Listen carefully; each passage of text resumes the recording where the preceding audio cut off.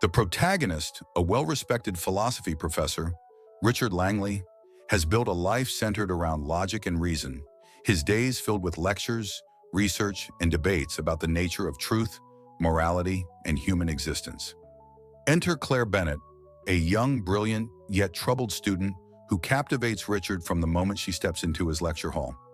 Claire is different from her peers. She possesses an intense curiosity, a sharp mind, and an air of mystery that sets her apart. She challenges Richard's ideas in class, engages in discussions with a fervor that both intrigues and unsettles him.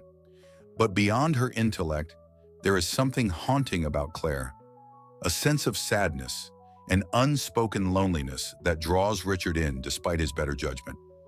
As the semester progresses, Richard finds himself increasingly drawn to Claire.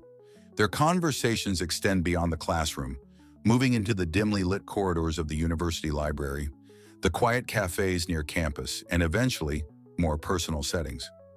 What begins as an innocent mentorship soon morphs into something far more complicated, a connection that teeters on the edge of the forbidden.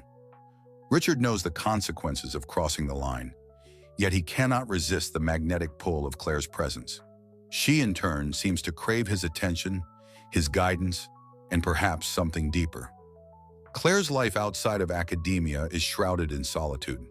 She lives alone in a small, cluttered apartment, a space that reflects her inner turmoil. Raised in a dysfunctional family, she has long since learned to rely on herself, guarding her emotions and vulnerabilities from the world.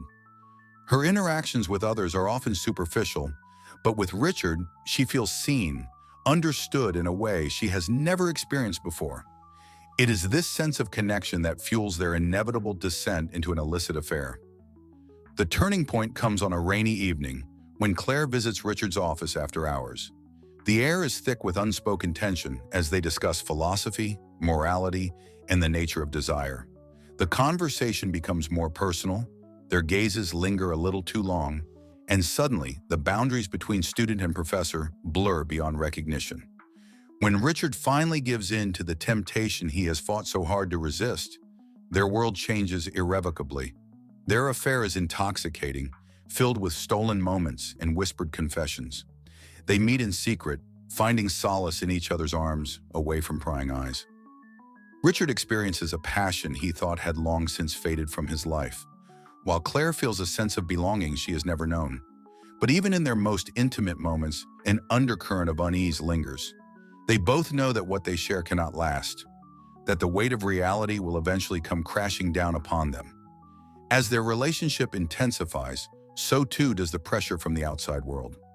Richard's wife, Elizabeth, begins to suspect that something is amiss.